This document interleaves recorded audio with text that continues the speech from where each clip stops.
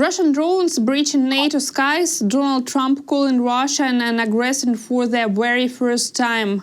Big shifts are happening. With us in the studio is Mark Voyger, Senior Fellow at the Center for European Policy Analysis and Director of the Master's Program at American University Kyiv, and a former advisor to the Commanding General of U.S. Army Europe, Lieutenant General Ben Hodges.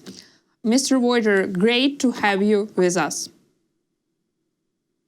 Good afternoon, Sofia. Great to meet you, and thanks for inviting me. It's a pleasure for me to join your program. President Donald Trump, who had long avoided blaming Moscow for the invasion, finally called Russia the aggressor in Ukraine. What do you think this shift in his tone really tells us? I get asked similar questions a lot. People tend to try to read between the lines every time Donald Trump makes a statement of this nature, because I think the hope in the West is that, oh my God, finally the president of the United States has awakened to the truth, to the reality that, Putin is misleading him, and, maybe this time, finally, Trump will actually do something. I would not put too much hope in what Donald Trump is saying. He has been making similar statements for many, many months, actually for years now. And I think this is just part of the, a PR strategy or tactics to make him look tough, so that he gets less criticism, because normally, as you know, he gets criticized a lot for being too soft on Russia and on Putin in particular, being too friendly with Putin and with other dictators. So again, my feeling is that he's not going to do much, just like he hasn't done before. And my recommendation to people is that regardless of what Trump says, until he starts acting accordingly, it's much better for Europe, for NATO, for the European Union, for Ukraine to develop what I call a Trump-proof plan, a plan of action that does not depend on the sudden changes of attitude, of mood, delusions, idiosyncrasies, peculiarities, personal affiliations of the American president, in this case, Donald Trump. So a plan which does not try to analyze his morning statements or evening tweets or any other public statements. It's much better to act as if Trump is actually not doing anything, which he isn't. And then if one day he wakes up, if one day his maybe allies in Congress or the American public are able to put sufficient pressure on him to start acting, okay, so be it. That would be, of course, well received. But until this time comes, it's much better for Ukraine and for Europe to work hand in hand without worrying too much about what Trump says or doesn't say, because usually these are just words that are not supported by any specific actions against Russia. Well, that's a very good point, especially about start acting, because just days earlier, Trump also said he would only consider sanctions once every NATO member state stops buying Russian oil. And now we are not talking about not only about Hungary or Slovakia, it's also Turkey with President Erdogan, who is still keeping close ties with dictator Putin. And you already mentioned that Trump needs to start to action and start to act. And with this statement, doesn't that sounds more like an excuse, basically, to avoid new sanctions against Russia? You're absolutely right. As I said, Trump is being criticized by from all possible directions, from Europe, from from the United States. Really, everybody is trying to point out that he's been too friendly, too soft on Russia, and too friendly with Putin, as I said.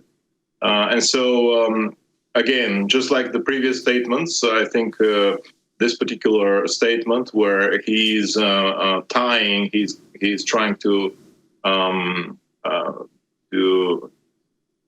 make the U.S. sanctions conditional upon European sanctions against Russia is actually, in my opinion, also part of this excuse game of this PR tactics, whereby he tries to look active and strong and supportive, but only after Europe does something. This is not leadership. The American president used to be, for decades after the Second World War, during the Cold War, America was considered the leader of the so-called free world. And so the American presidents, such as President Reagan and others during the Cold War, they would never say such things whereby, well, we will act only after Europe does. You know, if you're the strongest actor, if you declare that you want peace through strength, as Trump has done, unfortunately, these are just words, in my opinion, you have to lead the way. You cannot condition your actions upon the action or inaction of your allies. You have to show them the way. You have to lead the way, and then show the determination, show that you're ready, show that you're serious, and then then your allies can join you. Otherwise, it looks really strange. And of course, the big problem is that the Kremlin sees all that, and they have no illusions that Trump will act. And of course, they realize in this situation where you have Hungary, Slovakia, as you said, and others, obviously they're not going to agree to a unified sanctions policy that easily. Therefore, Trump is kind of allowing himself like a back door through which he can leave, so to speak, and say, well, I tried, but see, the Europeans are not ready. They're not doing anything. Therefore, I will not do anything. This is a very, very simple and shallow excuse, unfortunately. It's not global leadership as we understand it, and as Ukraine and Europe expect it to be. Another question on sanctions. U.S. Treasury Secretary Scott Bessent recently said that if Europe imposed secondary tariffs on Russian oil buyers, the war could be over in 16 to 19 days. Basically, now Americans see sanctions not only as an instrument of pressure, but the instrument which could basically lead to the end of the war. Do you agree with his statement? Look, first of all, I absolutely agree that sanctions are necessary, and I absolutely agree that Europe and the West as a whole should not buy Russian oil and gas. So there's no question about this. We need not only secondary but also targeted sanctions against all possible Russian actors. So finally, this war machine, the Russian war machine, is being deprived of the funds that it gets through selling energy resources to the third world, India, China, and everybody else, and unfortunately, countries in Europe. But having said that, a statement of this nature, whereby Secretary Bessent projects a specific period of 1.5 months, I would like to see where he gets those particular numbers and calculations.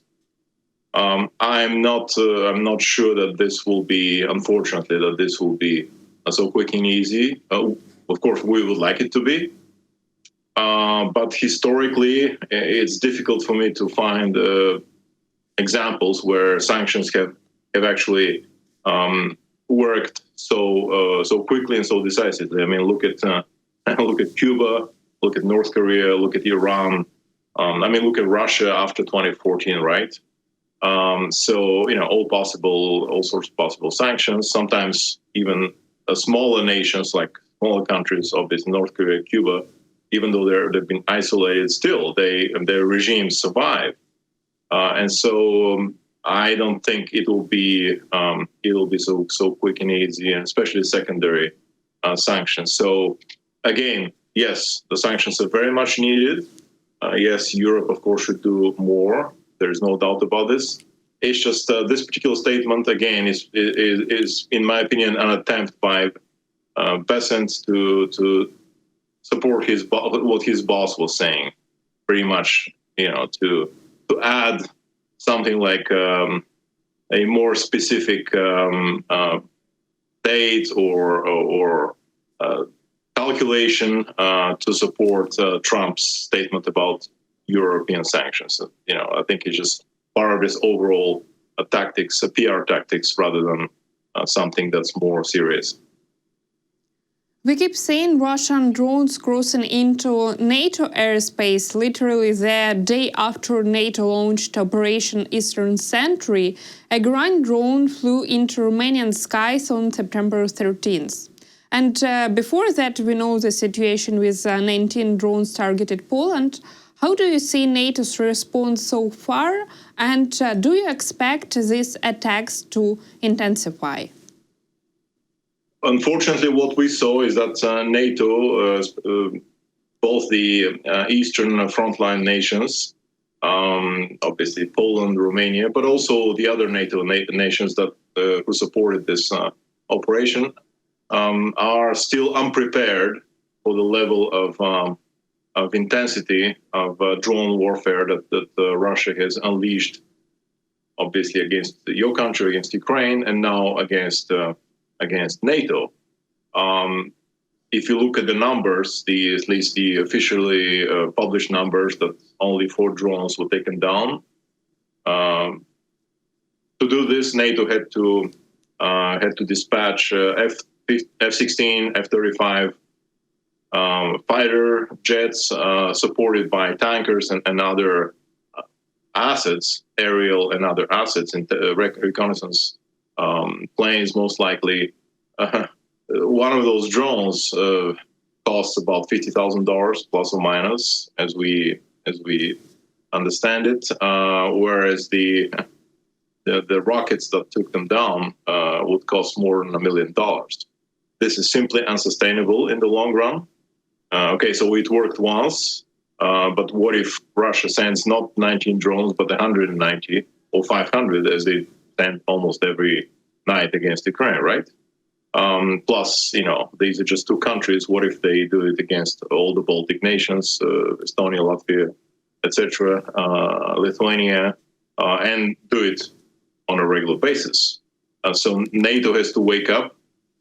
The European Union has to also support an initiative to create this drone wall, so to speak, whereby, first of all, they provide enough funding for Ukraine's drone manufacturing companies to develop and to build as many drones as possible.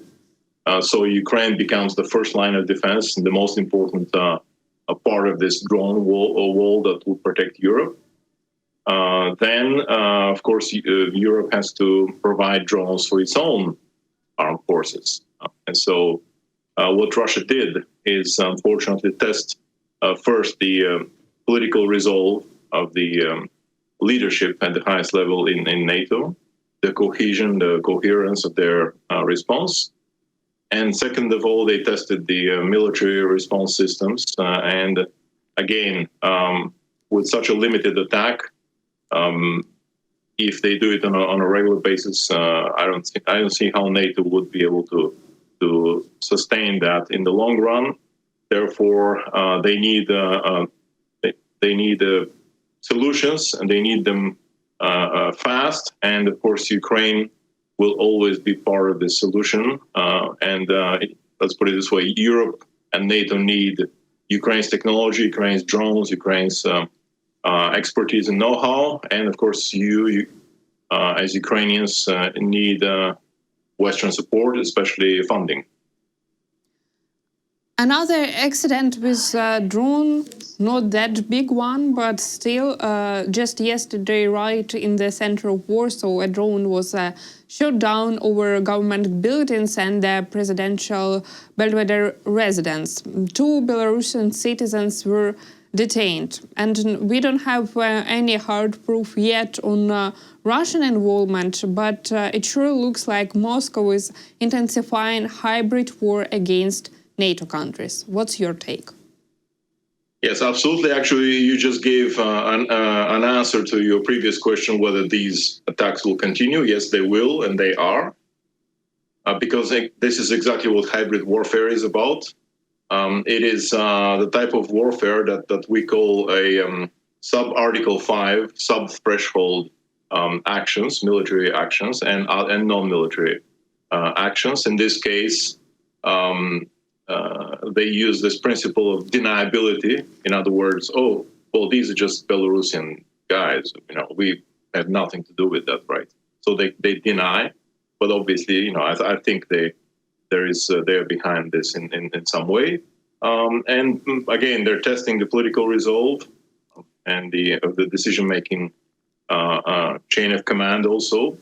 And then these attacks can continue because nowadays, with so many drones, we're talking about not only tens of thousands or hundreds of thousands, there are millions of drones in circulation. We could imagine situations where, unfortunately, either Russian actors or agents associated with them, or terrorist organizations, or criminals also acting in cooperation with Russia, are able to launch drones, on a regular basis. I mean, it's become as easy as that. Look at even Operation Spiderweb that was initiated by Ukraine against Russia. I mean, you just put drones in trucks, right? I'm sure the Russians are capable of, launching something maybe on a smaller basis against Europe, because Europe is open, the borders are open. The European states are free. These are not police societies, police states like they're open societies, unlike Russia. And so I think these hybrid attacks will continue, unfortunately. And of course, also they will include not only drones, but because hybrid is a complex phenomenon, it includes military and non-military tools. So these will also include cyber attacks, just like the Russians launched one massive attack against Estonia in 2007. There will be information warfare, which they always use. There will be something we call lawfare or legal warfare. Socio-cultural tools, political energy, crime, diplomatic. I mean, there's a whole range of actions which they can use. And so, we have to prepare as Europe, our societies, not only our military, but our societies, to actually be more resilient and to be able to withstand and then, ideally deter and defeat such Russian aggressive hybrid actions. President Zelensky said all this reminds him of Crimea back in 2014, that with new technology, basically, you don't need even an army anymore. You just can attack with drones, as we see it with Poland. Do you see the same parallel, and could we consider it as a preparation for something bigger? Yes, I agree that unfortunately we live in a brave new world. I'll put it in quotation marks, where the national borders are no longer, as we call them, impermeable, that they can be penetrated. There was a period of time when at least the Western world, European countries thought that their borders are stable, that they cannot be violated so easily. But now with this drone technology, as we spoke earlier, anybody, not only Russia, terrorist organizations, criminals, even individuals can actually launch attacks that can threaten the government of a certain country, such as Poland or others. And so effectively, this is a very dangerous situation.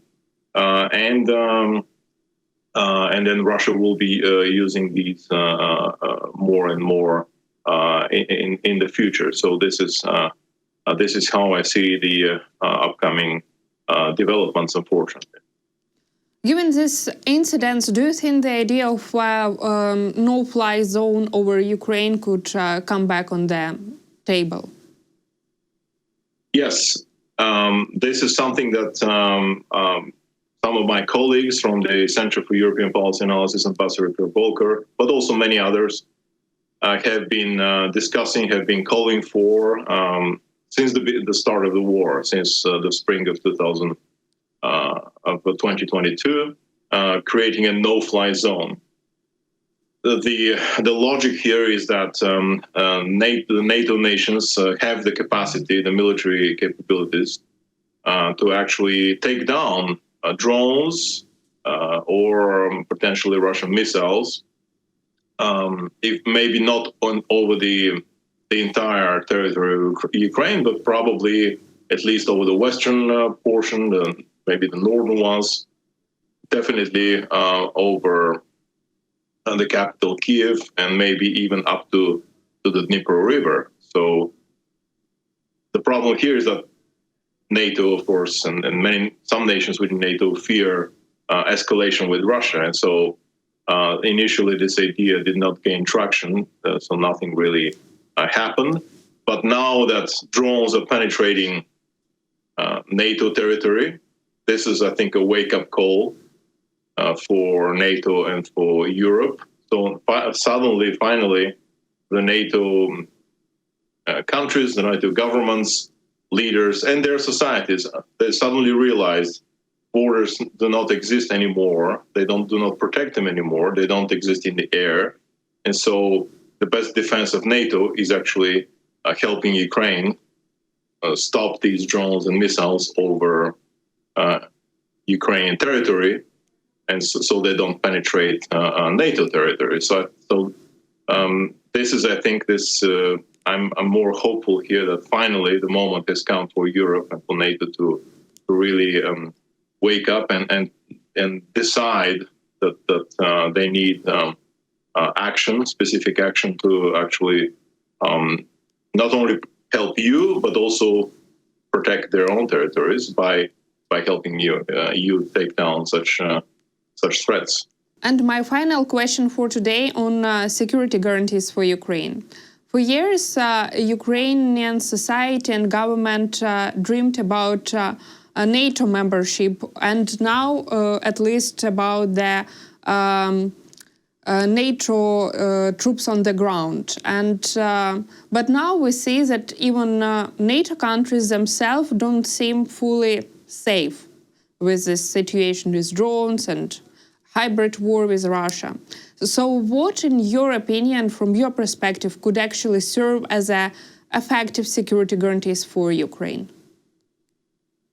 Well, I guess this is the million-dollar question, right? Because we've been talking about this for many, many years, especially in the context of the ongoing aggressive war by Russia against your country.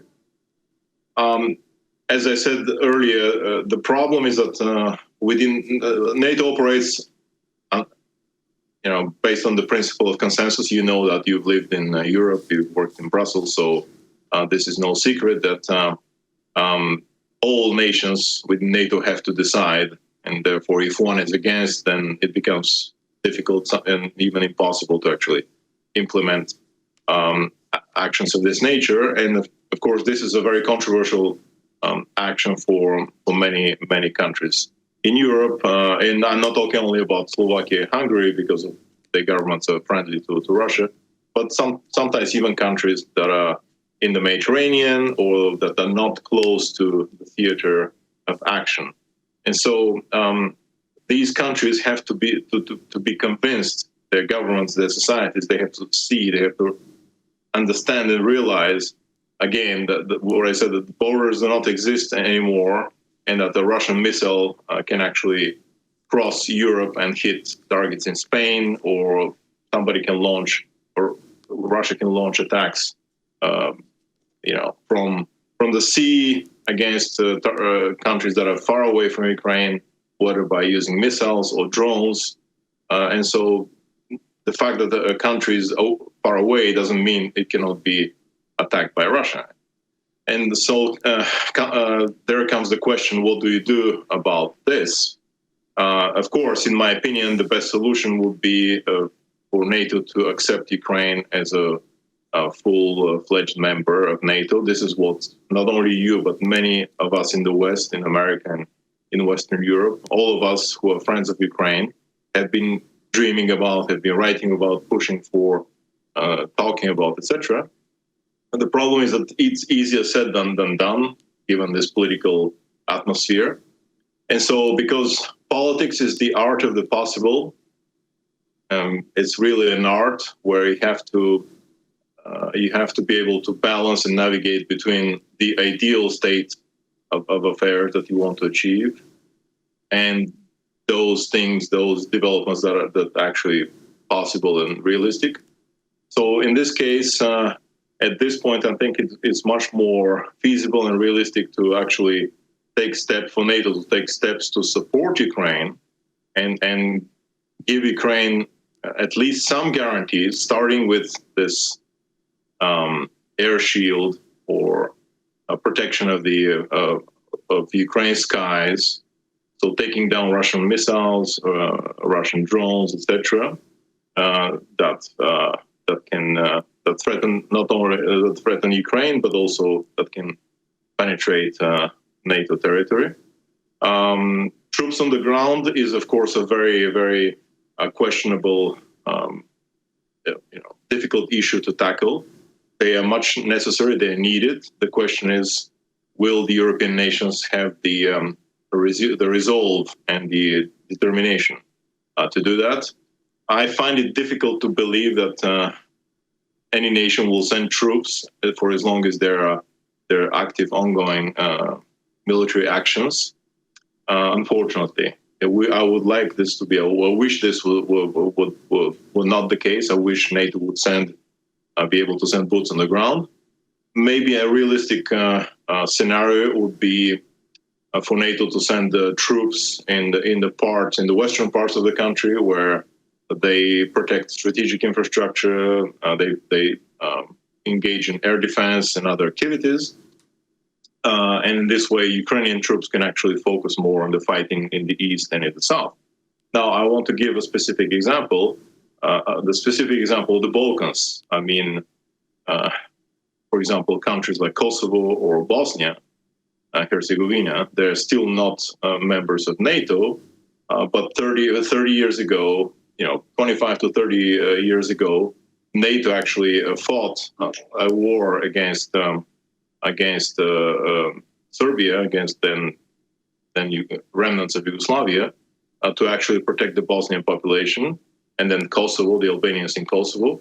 And there have been NATO operations and NATO presence there to this day that guarantee the existence and the security of those nations in the Balkans. So we have examples where NATO is actually able to provide for the security of countries that are being attacked by their neighbor. Of course, I agree that Bosnia, Kosovo are much smaller. Of course, Serbia is not Russia. Of course, the Western Balkans are much closer to Europe in such way, in some way. But still, NATO 30 years ago was proactive and designed a plan to stop the fighting and to impose a ceasefire and to protect those two nations. Therefore, I think nowadays NATO should do more.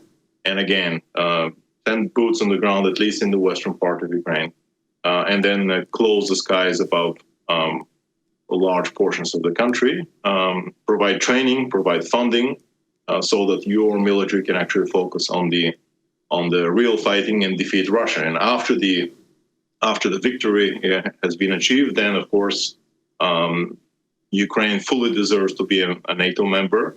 And NATO can only learn from you. I mean, you have the strongest and most experienced army on the European continent nowadays that is actually fighting and destroying the Russian army, the Russian assets and weapon systems, and so NATO needs you as a member state, as the first line of defense against Russia, and so hopefully this will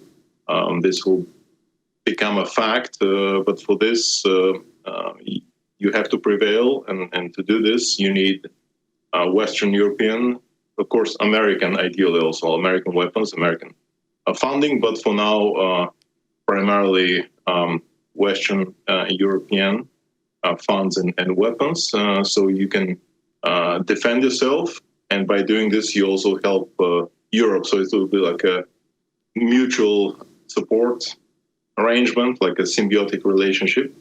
And the strategic goal is to defeat Russia in Ukraine and deter Russia in the Baltics and in Eastern Europe, so that they do not try any military adventures against the NATO nations there. Mr. Voyger, thank you so much for this insightful and interesting conversation, and thank you for joining us and for your time. Thank you, Sofia. Always a pleasure. You can always count on me to join your program.